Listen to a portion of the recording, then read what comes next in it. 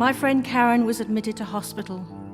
She was in the final stages of breast cancer and her pain couldn't be managed at home. It was a very stressful and emotional time, and there was an awful lot of decisions I had to make for her because she was too sick to make them on her own. She had appointed me as a substitute decision maker in her Advanced Care Directive because she knew her husband wouldn't be able to make the decision she wanted.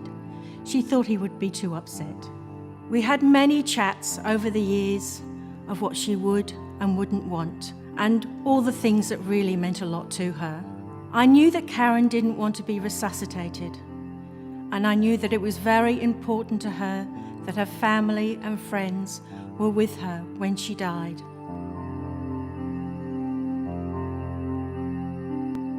It made it easier for me to know that I was doing what Karen would have wanted, and I think it helped ease the burden on her family. Looking back, it was a real relief and comfort to us all when we knew that Karen had completed the Advanced Care Directive. I think everyone should have one, because you never know what might happen.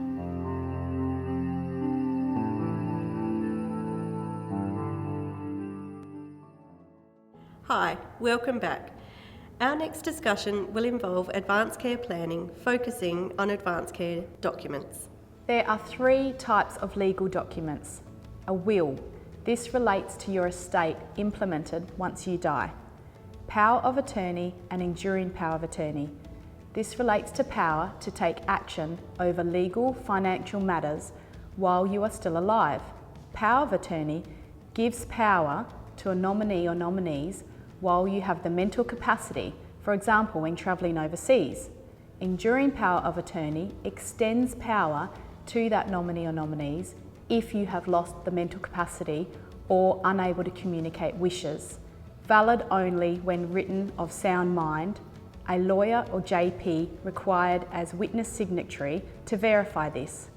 And then there is the Advanced Care Directive.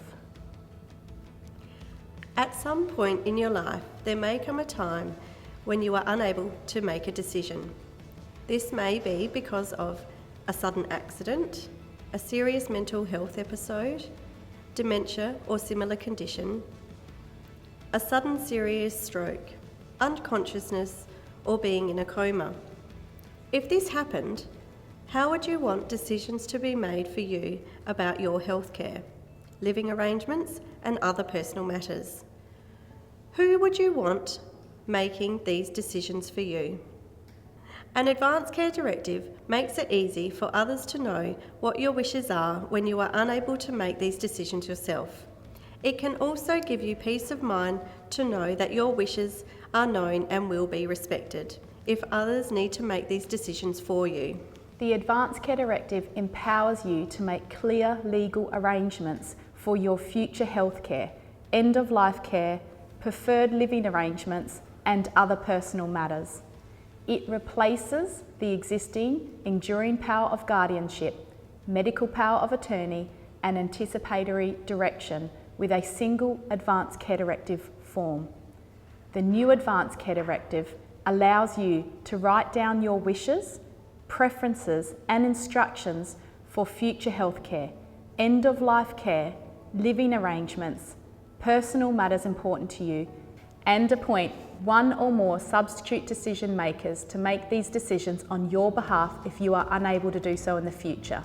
We can see Part 3 talks about what is important to me, my values and wishes. Here you can write down what is important to you, outcomes of care that you wish to avoid, healthcare you prefer, where you wish to live, other personal arrangements. Perhaps you don't like playing cards or driving in the car, but you really enjoy listening to music, and your dying wishes.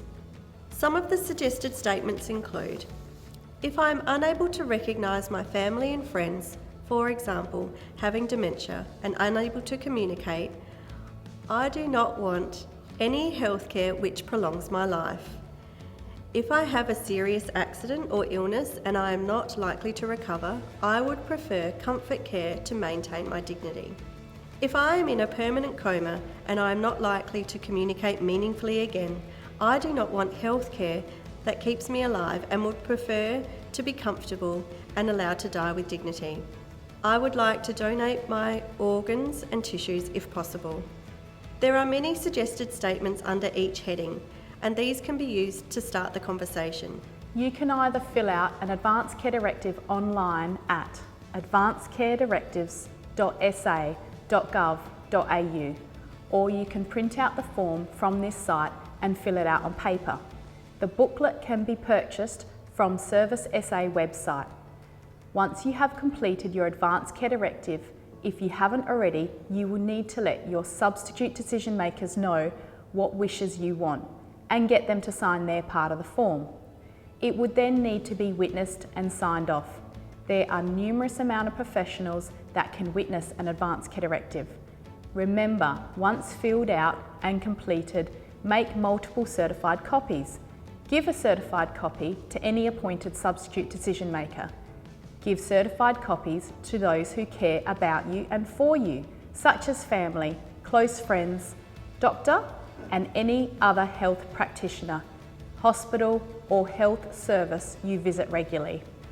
Take a certified copy with you if you go to hospital, hospice, or an aged care facility, or if you travel interstate or overseas. Do not keep your Advanced Care Directive with your will. People will only look at your will after you die. You want people to know your wishes before you die.